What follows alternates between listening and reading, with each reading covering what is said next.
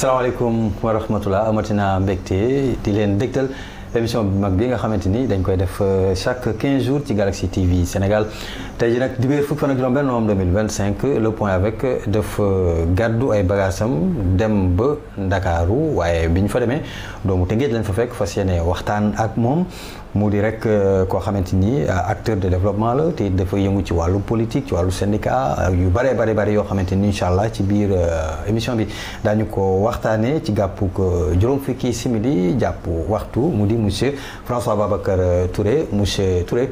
ñu ngi lay nuyu di la ziar di la nga dalal ñu fii ci sa bureau salaamaaleykum. maaleykum salaam maa ngi lay fay Mamadou Fall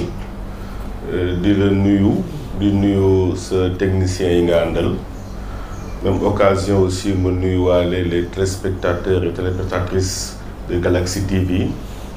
particulièrement la population du département de Rufisque, dans les 11 communes, mais surtout comme télévision bi mi ngi ci réseau yi di nuyuwaale waa Sénégal di nuyuwaale àdduna bi yëpp dalal leen fii nag nga xam ne Ndakaaru la fi nit ñi daanee suñu doole. mais ñu nekk nag doomu Tëngéej. macha allah di fàttali rek désormais sax mën ngeen ñu suivre à part réseau câble bi ak it ci internet bi fi mu ne nii dugg nañ fi nga xamante moo di IPTV ku nekk sa kër mën nga def Galaxy TV Sénégal. François Babacar Touré ma fàttali leen moom moo di président Alliance citoyenne pour l'émergence di AS takku liggéey n'est-ce pas. oui voilà bien sûr. voilà donc ndax mën nga ñëw laata ñu ñëw ci AS boobee kan mooy François Babacar Touré pour ñenn ci ay doomi àddina bi nga xamante ni ñu ngi ñuy suivre te xamuñu ko. waaw François Babacar Touré ñu ngi nekk ab ndaw bu maintenant on est un peu vieux. parce que commencé nañu di am ay cheveux blancs. juddoo Tëngéej. diggante Nimzaat ak Gendal Kat. ah oui. foofu nañu juddoo màggee fa bi ñu demee pratiquement ba 86 yàlla dogal suñu famille am kër fi ñu oowee léegi Daaru Rahman ñu dëkk fa bi ñu fay dëkk defe naa ne juróom benn kër moo fa nekkoon ñëw juróom-ñaareel leen boobu amul woon Guy Àjjana amul woon Daaru Rahman benn quartier moo fa nekkoon muy Jorga englobé woon yëpp donc yaatuwaay bi moo tax ba quartier yooyu juddu ci loolu bu ñu juddoo Nimzaat diggante Nimzaat ak Gendal ñu fréquenté l'école élémentaire ñu nekkoon Immaculée Conception de Rufisque jóge fa dem CEM Abdoulaye Sadji jóge fa dem Saint-Michel bu ñu jógee Saint-Michel ba am suñu diplôme professionnel ñu dem liggéey ji bi ñu liggéey jee aussi si biti dellu siwaat ñëw nag soogu dugg université liggéey fa boobu ba léegi ñu nekk fa defe naa ne depuis 2006 bi ñu jugee Saly Portudal comme guide touristique voilà nekkoon un peu dans l'hôtellerie ñu jóge fa après ñu répondre à benn appel à candidature à l'université ñu jël ñu fa ñu tàmbale fa depuis 2006 jusqu'à aujourd'hui mais yàlla dogal aussi yàlla may ñu fa ay ndombal tànk yu bëri ba tey voilà loolu daal moom mooy le parcours je crois que détails yi xam naa ne am na loo xam ne dañ ko def dans le cadre du mouvement national dañ ko décrire pour permettre maintenant aux Sénégalais de se connaître véritablement qui est François et son parcours fi nga wax léegi Jorga dama fay taxaw tuuti rek dëkk nga ci quartier boo xamante ni bu bari jafe-jafe la surtout bu nawet ñëwee n'est-ce pas. waaw ñun yàlla dafa dogal bu ñu fay tëxul 86 amuñu woon inondation parce que population bi bëriwul woon te àll la woon.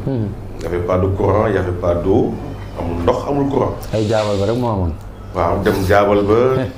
xam nga robinet bi mi ngi woon à presque 1 kilomètre. mooy robinet Pare moo Guèye. tout fii école Jorga nekk tey. effectivement école Chérif Faye. voilà benn bitik moo fa amoon mi ngi nekkoon Guy Àjjana feetu guy gi fi mu nekk bitiku Alpha. ak Ibrahima ak Mamadou. yaa ngi wax lu yàgg ah. waaw yàgg na trop 86 benn bitik moo amoon. benn bitik benn robinet. da nga naan romb si biir ñax yi ngay jaar pour dem foofu. avec population bi dañoo yokku. dañoo dëkk ci yoonu ndox mi bi ñu ci dëkkee nag ça a commencé maintenant di stagner l'eau parce que ndox bu circulé wul day toog parce que dañ ko bloqué loolu nag muy indi problème inondation bi problème assainissement ñëw doolee ko ci population bi gën a yokk maintenant je crois que programme yi nga xam ne moom la mairie waroon entreprendre parce que loolu dafa dab Tëngéej bu dabee Tëngéej forcément dafa am ay programme yu war a ñëw pour dabu loolu pour mën ko pallier malheureusement maire yi fi jaar donc de 2000 à aujourd'hui n'ont pas eu peut-être ça comme urgence peut-être mën naa bokkuloon seeni programme et jusqu'à aujourd'hui falaguñu maire boo xam ne il s'intéresse réellement problème assainissement problème évacuation d'eau pluviale évacuation d'eau usée intéressé wu leen donc malheureusement c'est ça dañuy laaj mairie bi mais màggewuñu fa yarawuñu fa daluñu fa ay coono mënuñu xam réalité ba buñ ko def malheureusement aussi Rufisque waa dañ defaral ndax ci côté boobu dañuy mettitlu juróomi at élection jotee ñu nelawal leen ci ay jotaay inchallah loolu c'est extrêmement important qu'on y revienne si kooku dinañ ñëwaat sax ci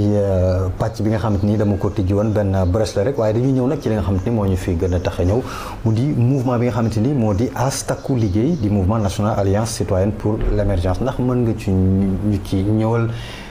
defal ñu genèse bi lu tax ak nisër yi ak it ñeneen seen voilà merci beaucoup Mamadou Fall 2019 la ñu créé mouvement donc da nga may rek ma gën a sori parce que man dama nekk socialiste dafa 97 la ñu bokk parti socialiste bokkoon ci ndaw Mbaye Jacques Diop bi amuñu si woon responsabilité mais dañu nekkoon ay militants nit nag bu nekkee militant ci parti politique du mel ni parti socialiste dafay hiérarchiser woon sa progression du gaaw mais am nga looy wane ñu bàyyi la xel ñu nekk ci loolu bi ñu demee ba 2019 am ñu ndombal tànk nag bu weesoo chargé de communication ci coordination yi au niveau de Rufisque am ñoo ndombal tànk bu significatif bi ñu ñëwee ba diggante Macky Sall ak Tanor Dieng ak Khalifa Sall mu am ñagas-ñagas socialiste yu bëri dañu geddoon génn ñiy gedd dem fekk ji Pastef ñeneen ñi créer seen mouvement toog am tamit ñu toogoon biir parti socialiste man dama ci demoon samay activité ma toog ma ne demee na nii li ma war a def mooy am naa ambition pour Tëngéej bàyyi ma créer un mouvement politique. D'accord. Il a créé en 2019 le mouvement d'action citoyenne pour l'émergence du Rufisque. mu amoon suñu benn responsable politique parti socialiste Abdou Aziz Ndiaye yoroon 25e coordination bi mu ñëwee bu ci biir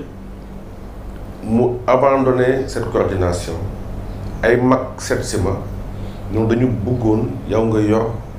25e coordination. bu parti socialiste. parti socialiste. ñu ñëw wax ma ne ma carte yi nañu war a jënd ñu jënd carte yi au reste militants yi jënd lu tolloo 750 cartes donc 1000 cartes. 1000 cartes oui. bu ñu jëndee dem maison du parti je ne si 750 ou 1000 parce qu'il fallait avoir ça au minimum pour avoir cette coordination ñu jënd ko teg ko malheureusement avec des problèmes de fonctionnement au niveau de la coordination communale mujjeewuñu avancer si loolu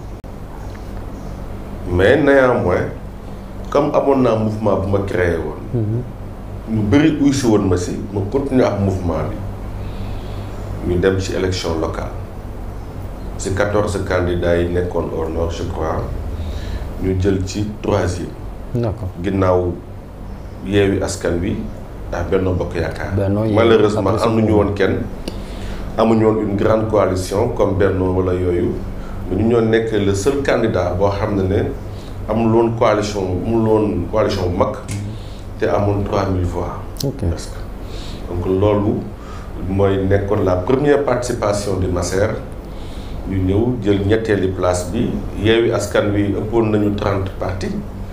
Benno Bokk Yaakaar ëppoon nañu 30 partis ñu nekk ñun cundum ñu dem am 3000 voix te loolu sa am na lu fa xew. defe naa ne buñ ci amee temps dinaa ci expliquer lan moo waral loolu. buñ jógee ci loolu nag ñu dem législative jot ci lay soog a activé wu ci Benno Bokk Yaakaar ndax musuma bokk ci réunion Benno musuma bokk Benno c'est vrai que maa ngi parti socialiste Benno la bokk mais musuma ci impliqué wu. ñu toog bu élection yi di waajal Macky Sall di recevoir le président Macky Sall di recevoir les responsables politiques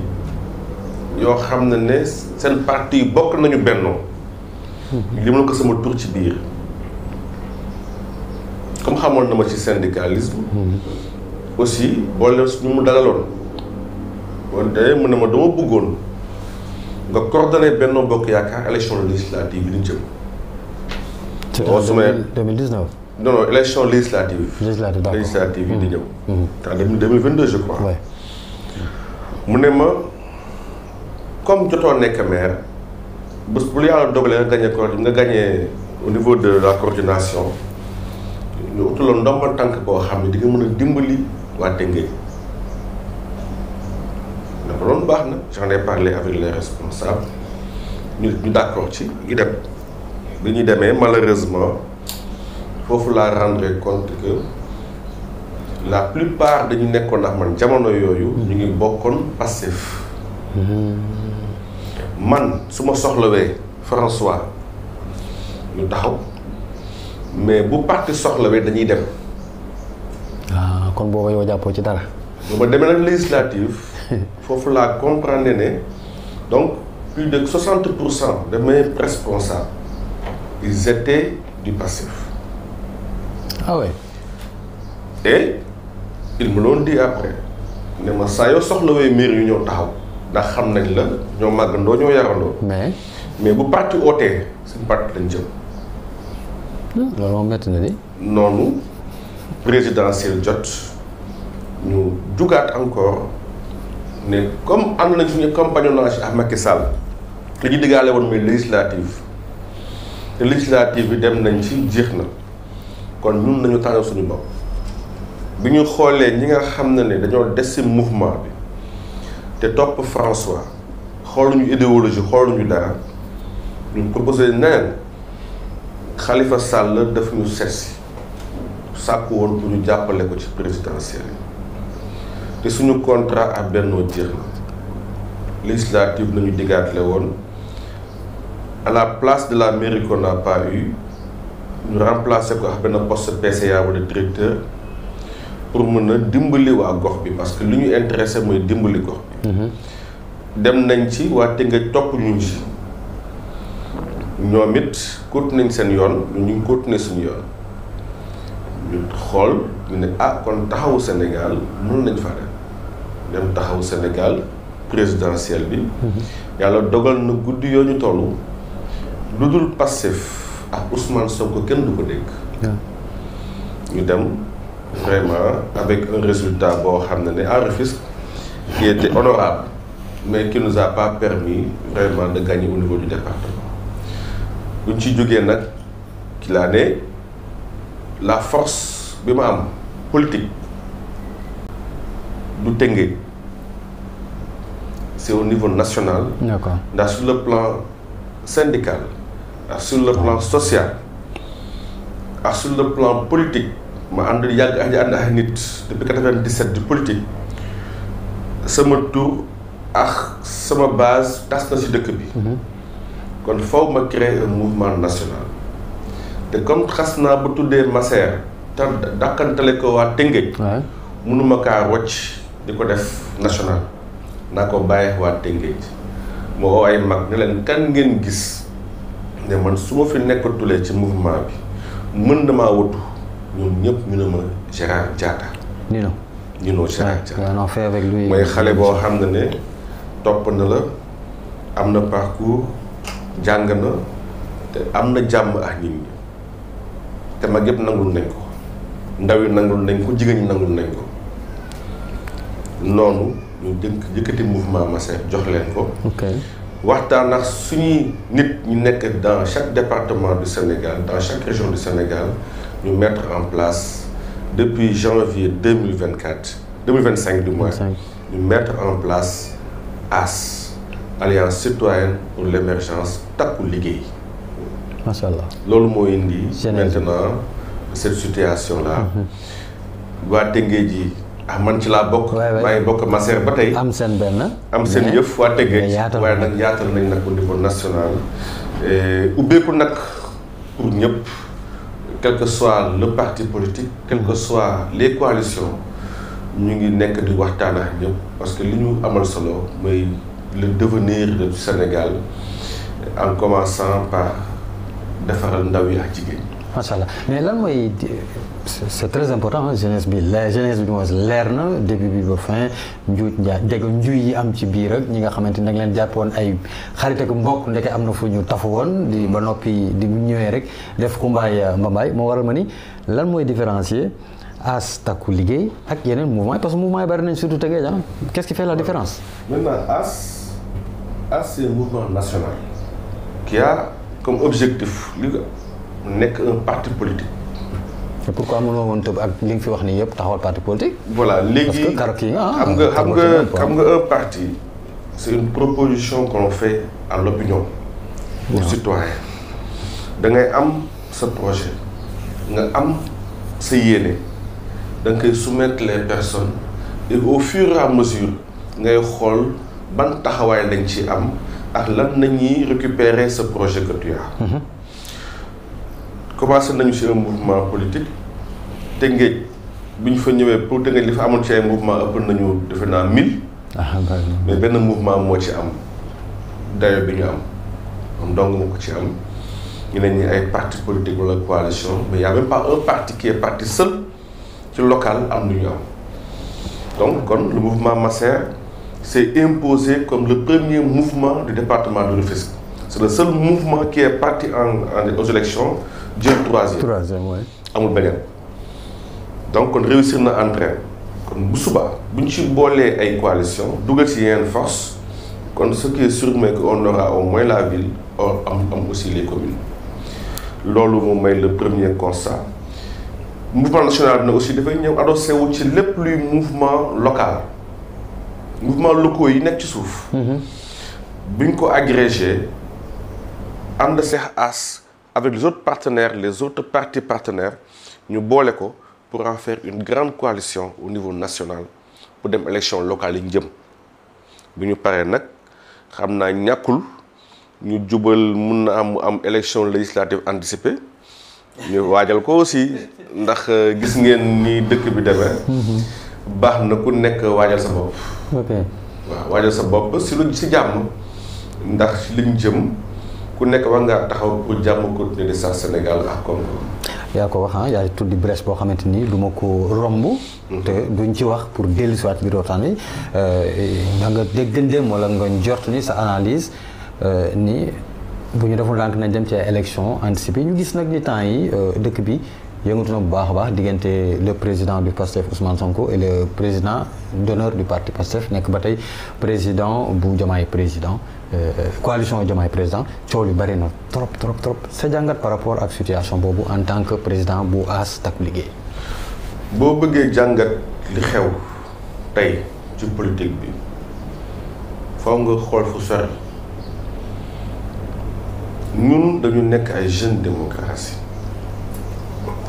sur le plan occidental démocratie occidentale dañ ci nekk ay xale ndax ñun Afrique noire dañu amoon suñu propre démocratie dañu amoon suñu propre système étatique bi ñu ñëwee après la colonisation dañu imposer benn forme de démocratie boo xam ne tubaab bi nekk nañ ci pendant plus de 1000 ans ñun on l'a connu à partir des années 50 et 60 ñu nekk ci ay xale te loo nekk ndaw du yomb naka nañu demee élection dans les démocraties occidentales mooy dañ naan da ngay dem discours la programme la ak contact. mooy campagne bi. waaye léegi discours bi mu nga ko wax olof wala français waaye programme bi ñu ngi ko bind ci nasaraan te ñëpp ci réew mi dégguñu nasaraan ñu ngi wax naan na ku nekk wote ji te ku nekk mënta lire programme bi léegi comment est-ce que nit ki nga xam dafa war a tànn mën na xool sur 30 candidats ku nekk mu xool programme am ba mën a def un choix objectif même bu jàngee it peut-être mën na amul xam-xam wala dayoo pour analyser un programme là où occidentaux yi ils ont déjà dépassé ça donc li si ëpp si ni ñuy falee nit day nekk ci ma riirandoo ak ay stratégie yoo xam ne ne dafay wékku ci diw sàcc na diw yàq na diw mi ngi noos diw yàq na dëkk bi hôpitaux yi baaxatul tali yi baaxatul école yi baaxatul nga wax ñi ñu leen metti pour attirer seen sympathie si yow digle na leen nag man su ma ñëwee naa def nangam ak nangam ak nangam amu leen liggéey di ngeen am liggéey béy bi doxul dina dox napp bi doxul dina dox école bi doxul dina baax tukki bi jaratu ko mais les gens n'ont que ça pour convaincre les militants parce que tout simplement on n'a pas encore été préparé pour démocratie occidentale li ñu xamoon mooy suñu démocratie coutumière mu jigoon ñu ñuy fal suñuy njiit ci jàmm ak salaam ku ne xam place am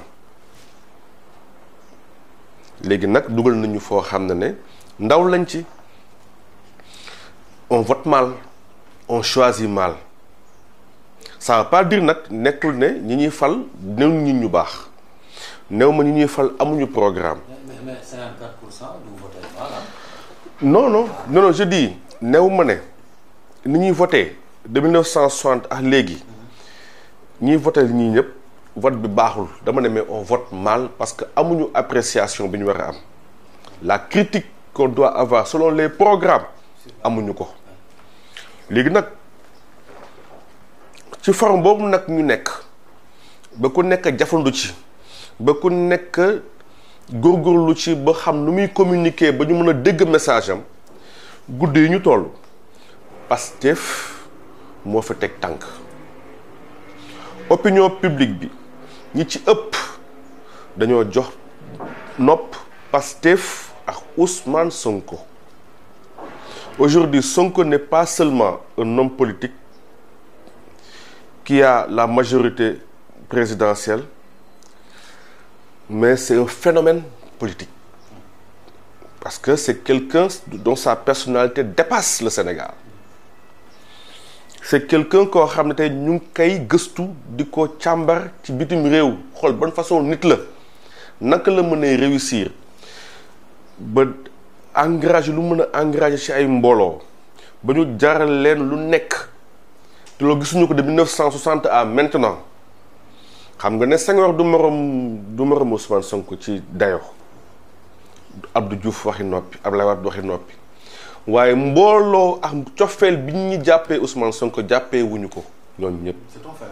C'est un phénomène. Et boo bëggee analyser wala nga bëgg ko combattre ba nga bëgg a àndax moom foog nga xam nit ki kan la ba pare. Et c'est l'erreur qui se passe depuis 5 années ñu koy combattre ñëpp jéemuñu ko jàngat balaa ñu koy combattre jéemuñu xool électorat am lan la jéemuñu xam nit ki lan la fan la tollu nit ñi moo tax ku mu dajal duma la balaa ngay comprendre fekk ne résultat yi génn na voilà. léegi li xew digganteem dama si ñëwaat moom ak le président Diomaye am na ñu dem sax ba naan bu ñu maanaam bu ñu artuwul nañ artu te loolu mën na dem ba indi crise ci bopp état bi ndax loolu ñu gis. man li ma gis mooy déjà la première chose mooy ñaar ñooñu ay siamois lañ du ñu ay seex ñaar ñooñu du ñu ay seex ay siamois lañ beneen nit la bu am ñaari bopp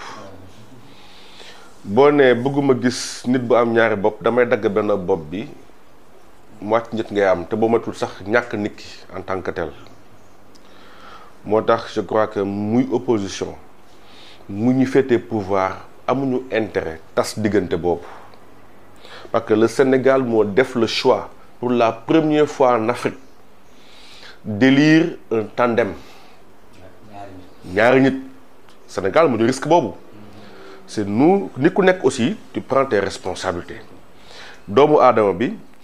yow dañ la ne Diomaye mooy Sonko Sonko mooy Diomaye donc tandem yow tu prends le risque voter leen donc da ngay taxaw nag pour garantir la sécurité de ça parce que sinon du këpp seen kaw ñoom si kaw askan bi lay këpp ñoom ils ont proposé ñun ñu jox leen population bi jox leen à 54% kon donc la population les 54% ak les autres ñoo war a encadrer pour que ce tandem là survive jusqu'en 2029 au moins bu paree nag bu leen neexee ku ne dem il n'est pas de l'intérêt du Sénégal aujourd'hui que Diomaye président mu nekk koo xam ne am na lu ñuy gis ci moom mu jóge ci Senghor ak Abdou Diouf ak un peu de Amadou Ba ancien père loo xam ne dañ koy gis ci Bassirou moo tax mu nekk une personne bu xaw a difficile bu ñuy pénétrer difficilement on connaît pas sa balistique kenn xamul lu muy peese pour l'instant c'est pourquoi il est dangereux parce que kenn xamagul lu muy peese kumpa la loo ragal ci Senghor rek wala ci Abdou Diouf politiquement ak ci Amadou Ba rek ragal ko ci Bassirou kumpa la donc na ko gars yi bàyyi xel mais tey jii bu ñu créer un conflit au sommet Ousmane Sonko génn ànd ak ñu mu àndal Bassirou am na ay moyens am lu mu téq les partis politiques au Sénégal ñu ngi am entre 200 et 500 000 militants Sonko Pastef moo ñëw avec le président Ousmane Sonko ñëw pratiquement ba ay 1 million de militants am près de 500 000 sympathisants am aussi l'électorat silencieux nekk presque 2 à 3 millions mu téq ci lu bëri téye ci loxoom gars yi di ko attaqué parce que xam nañ ne téye na 1 million de militants presque wala bu ëpp ko tuuti dañu bëgg dindi sympathisants yi ñu dañ bu ñu paree électorat silencieux bi ñu récupérer ko tamit parce que xam nañ ne mënuñu dara ci militant Pastef yi les fan mais la mooy solution bi mooy toj le Pastef Bassirou yóbbu xaaj Sonko yóbbu xaaj et loolu bu amee vous aurez 2029 Barthélémy Diaz comme président du Sénégal je te le jure bés bu ñoom ñaar tasee Barth sera le président Barth il est revenu à ce que le Sénégal ne devait pas laisser mooy sénégalais yi dañ daan déglu kilifa ñu bakko Sénégal exception moo nekkoon dañu am ay mag d'exception population bi en majorité comprendre ñu dañ daan déglu ndigal di déglu conseil di xool fi seen kilifa di xool dañu amoon ay grands électeurs comme aux États-Unis États-Unis mën nga ëpp nit ci élection mais doo gagner mais il y a des grands électeurs qui font le dernier choix parce que ñoom ñoo xam les grandes orientations et les enjeux depuis Sénégal ñu ngi voté depuis 1848 ba tey ñu ngi voté au Sénégal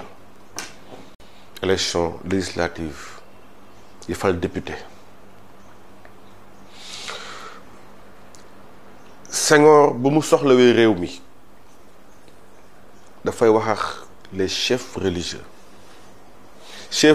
yi am ay taalibe yi leen di déglu wax ak l'église seen taalibe di leen déglu nga dem ci les chefs traditionnels communauté lébu nga dem en Casamance nga regarde les rois nga dem dans le Kédougou dans le Boulouf partout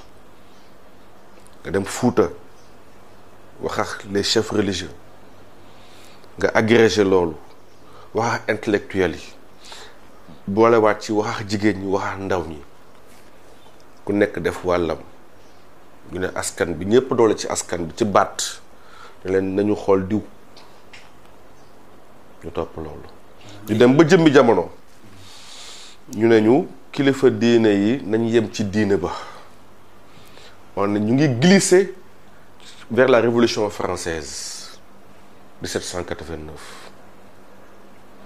mooy l'État n'est pas l'Église. Sénégal léegi nee nañu l'État n'est pas la mosquée. C'est grave. Le Sénégal n'est pas meilleur que les autres pays africains. Mais on a plus d'élite que les autres. On a plus de personnes d'exception que les autres. Bunoo am Sëñ Touba en Afrique beneen qui est le premier noir à créer une confrérie tarixa benn nit ku ñu moo ko mës a créer muy Sëriñ Touba noo ko yemale kenn. Tijaniya bi mu ñëwee jugee Algérie ñëw Maroc nit ku ñuul moo ko téye waa Fuuta yi bi ñu paree jox ko sëñ Alaaji Malick Sy mu téye ko tey bu fees di fees à 90% Sénégal la ak ay taalibeem beneen taalibe mu mag Mame Baye Niass moo islamisé Ghana Togo Bénin ba Nigéria nga dem ba Cameroun du fekk ay taalibe Baye Niass est-ce qu'il n'a pas plus de 500 millions de talibés? C'est ce pays-là que les gens ont hérité. C'est ce pays-là dont ces gens d'exception faisaient le Sénégal. Aujourd'hui, on a dit, ñun xale yi ñu ne mag ñi nañu toog fi ñu toog bàyyi ñu gérer déglootuñu nguur bi fi nekk ak bi fi jugee defuñu dara. Ce sont les personnes qui ont changé. Sénégal musuñu am jiit gu bon. Ce sont les personnes qui ont changé de leur façon de faire. te loolu may feeñ ci réew mi. jikko yi may feeñ ci réew mi ñoom ñooy pousse sax nguur mu dem ba beew. léegi nag division boobu Ousmane Sonko ak Bassirou Diomaye Faye laissera la place. Macky Sall ne reviendra pas pour être candidat, mais à la dernière minute il pourra donner son appui pour faire juste mal à ce tandem. Il fera son appui à Barthélémy Diaz. Et parce que Barthélémy Diaz est déjà maintenant installé dans les familles religieuses confrériques. C'est déjà installé. toog na fa repéré te paa yaa ngi koy liggéeyal. néew ma nag les confréries dañ koy jàppale mais am na fa ay mag yu koy liggéeyal ndax ñoom it dañu am nostalgie li fi nekkoon. am na solo ba tey rek mu di seen émission le point avec tey jii. kon le Pastef a intérêt à garder l'unité. Bassirou Sonko bu leen kenn diviser pour leur intérêt, pour l'intérêt du Pastef et pour l'intérêt du Sénégal. Diomaye président carapace la. Il pourrait rejoindre mon grand frère Abdourahmane Diouf sama ex xuloo waale. J'étais mon ministre de l'enseignement supérieur am nañu xawoon xuloo tuuti. mais il reste mon grand frère courageux et voilà et ministre quoi. Courageux et tout voilà c'est li muy def nii du question donc naa fee xul fi mistewul. Il est comme ça. Ce qu'il sent, il le dit. Maintenant que le Pastef, maintenant sur le plan politique, apporte les réponses qu'il faut, mais sans animosité, tranquillement. am na solo ba tey rek bu di seen émission le point avec divers fukki fan ak juróom-benn novembre 2025 di ci daal rek François Babacar Touré di président bu AS Takku Liggéey dinañ ñëwaat ci AS waaye dafa am sujet boo xamante ni dafa soxal sénégalais bu baax a baax ndax gis nañ ni jamono yi rek ñii di waa FMI am na benn mission bu fi ñëwaatoon waaye monsieur Touré ñoom dem nañ ni dañuy continuer échanger ak it réewum Sénégal te lépp li ko waral moo di det caché mu mel ni yi nga xamante ni ñoom la ñuy tuddee entre guillemets Sénégal yi la waaw xam nga ñun bu ñu déggee det caché ñu def ko benn translate bu simple li ñuy jàpp mooy dangaa lepp xaalis di ko nëbb ay nit wala nëbb ko kenn mais bu ñuy xool historique u DEC mooy nit day jóg soxla dara dem si nit ku ko am wala banque bu ko am bu la ko joxee yow bi ko wax ba ñu jox la ko mënoo ko nëbbati ndax da nga koy fay léegi dañ ne da nga ko waroon wax kan da nga ko waroon wax banque mondiale FMI wax ko def ko say compte si Cour des comptes bi yëg ko moo tax am ñu ne dette non répertoriée sur celle envoyée à la Cour des comptes et à FMI c'est-à-dire que lépp naa xaalis mais boolewuma ko ci yi ma informé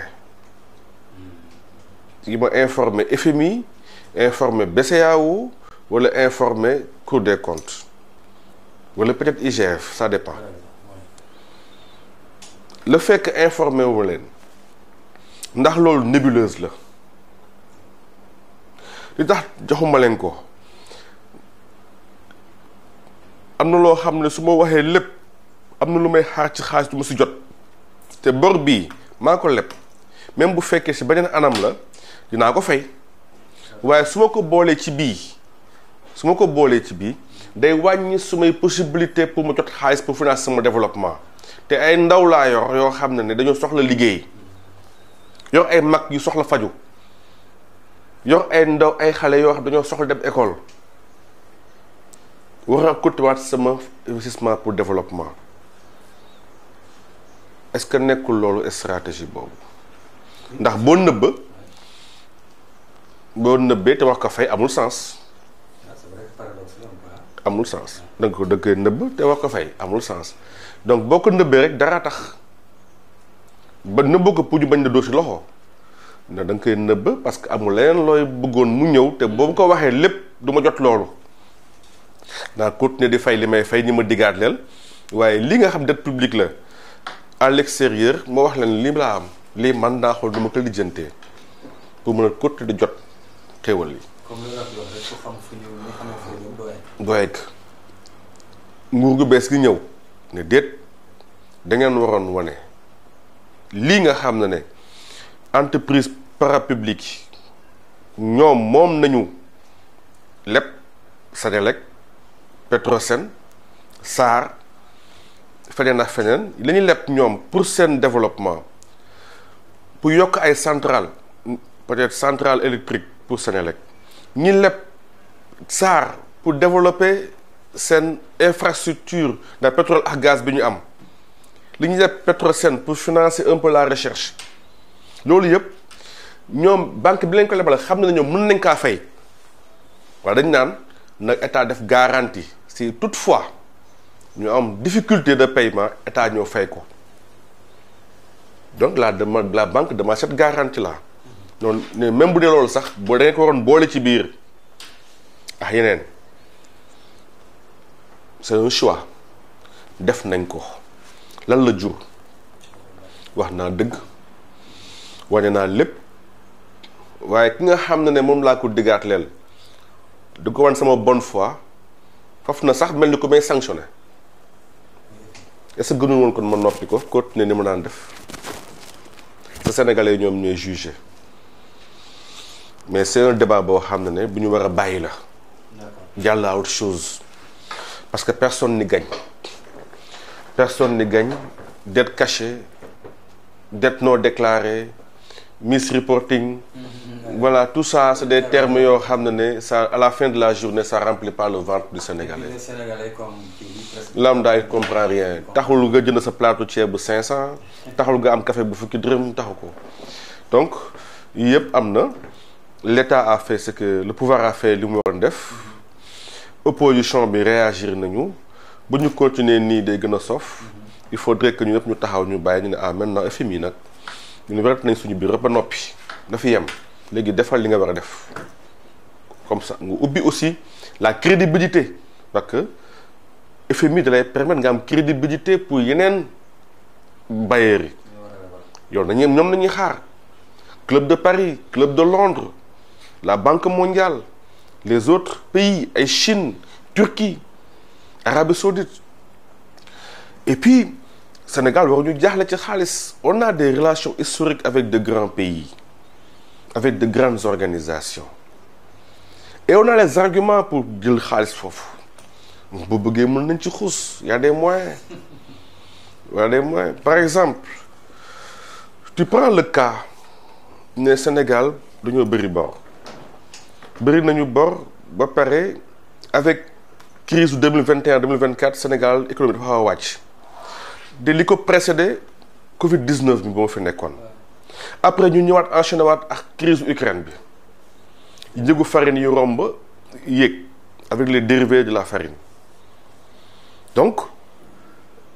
dafay sonal pays africains yi ñu am jafe-jafe pour mën a décoller ñu nekkoon di am ay émergence sax wàccaat donc ce n'est pas nous la Covid-19 après ñun ñu enchaîné ak crise APR Pastef 3 ans dugg fa amee crise Ukraine bi ñoo doolee ko wàcc le Sénégal jàmbaar lañu l'État du Sénégal est à féliciter à travers les fonctionnaires les forces de défense et de sécurité la magistrature les hommes d'affaires on a fait tenir bon le pays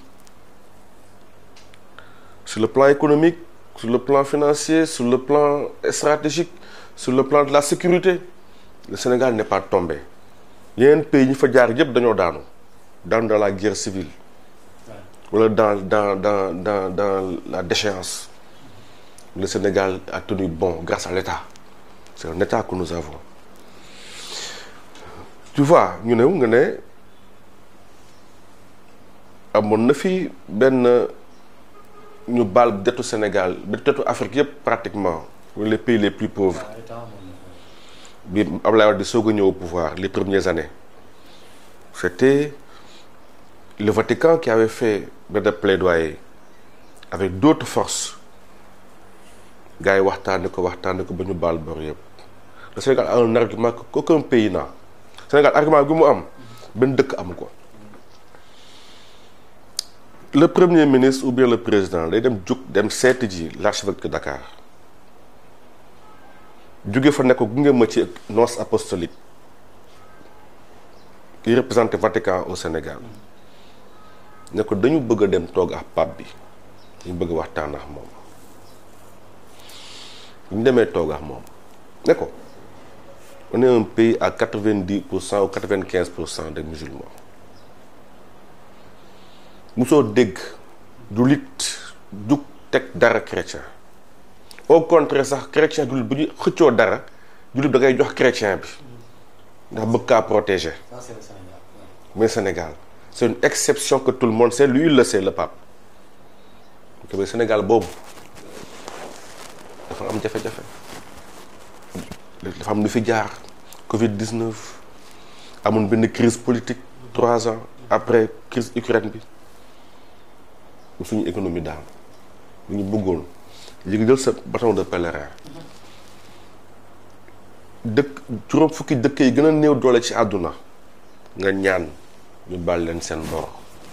ndax ba ñaan ko Sénégal dong doo jot ndax du rafet du jekk ne ko lii ak te dëkk boobu bu demee ba amatul lu mu défendre cette minorité là fu mu jëm te gis nga lu ñu amee ceinture de feu bi ñu am bu subaa bu ñëwee di leen jiir ci biir dëkk bi ce pays doit rester debout pour sa défense pour sa sécurité pour son économie et pour tout. Il fera le plaidoyer pour les 25 pays les plus pauvres ou bien pour les 50 pays nga jóge fa nga seeti ji waa Tiwaawan dem Touba ku ne jox la ndaw dem Kaolack dafay ambassadeur itinérant ñu ànd ak gouvernement dem Arabie Saoudite dem Koweït dem Émirats Arabes Unis ñun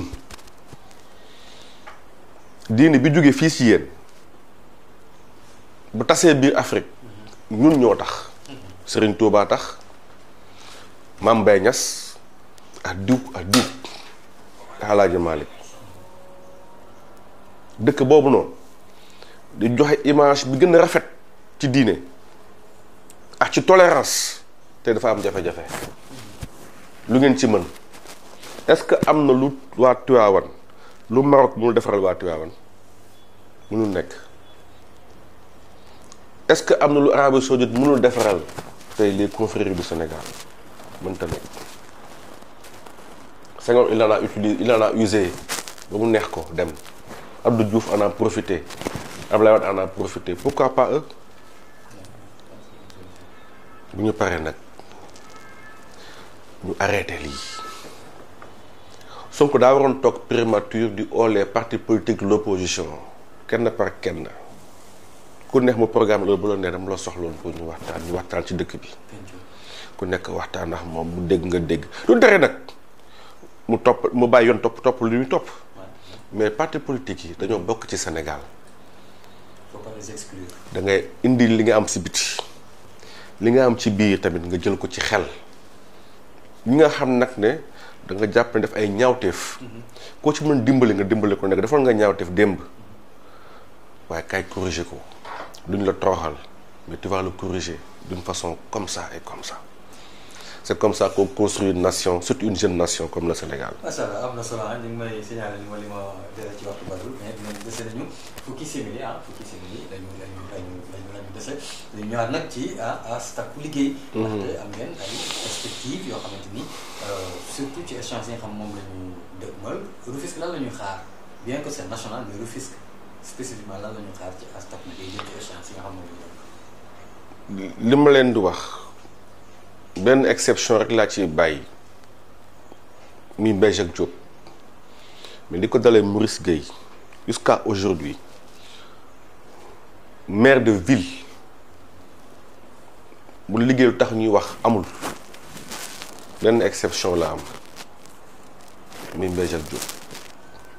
qui a travaillé sur le plan social boo déggee tey sa ca takko dégg cité Mbaye ak Diop dëgg c'était enseignant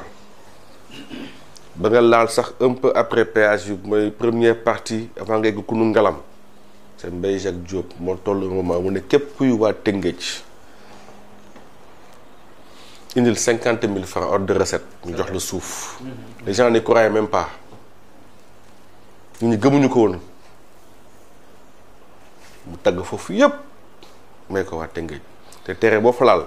mu ngi jar 15 millions wala 10 millions Mbaye Jacques Diop moo liggéey loolu bëri fi ay turandoo ndax ku feebar mu faj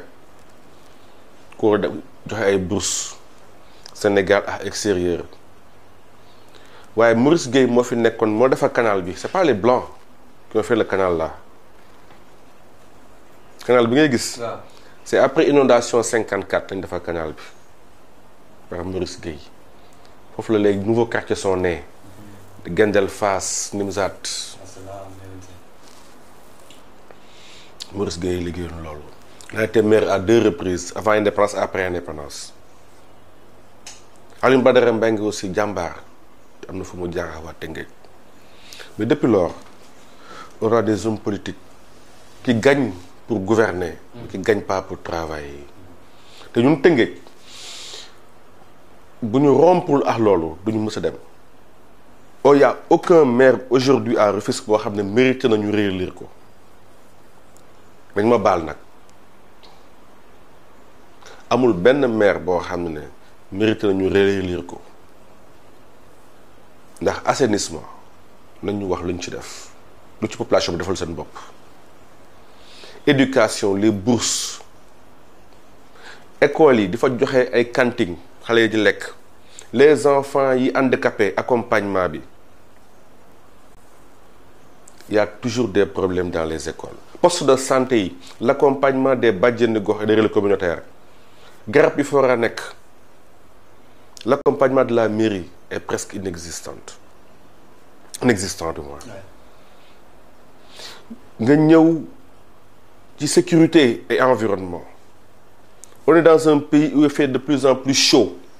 Quel est le programme de reboisement que tu entends ban maire def ko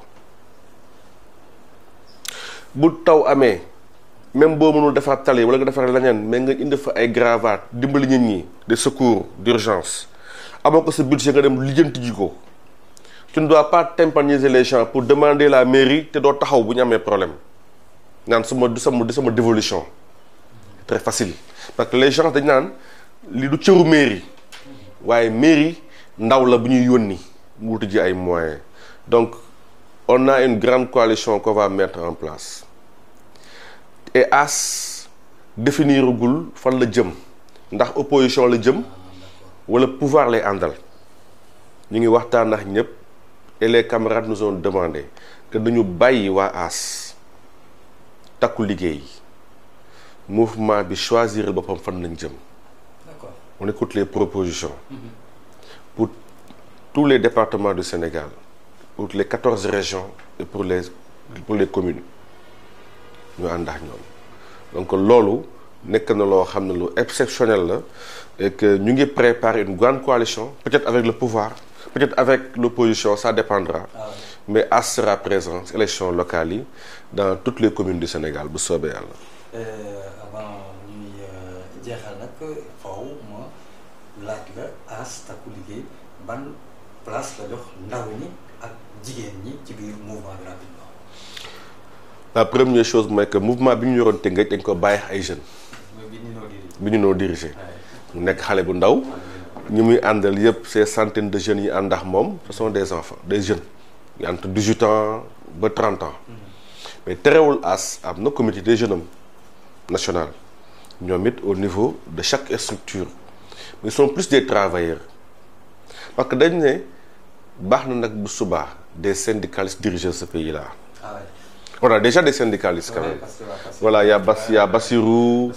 voilà, il y a le président Bassirou Diomaye Faye,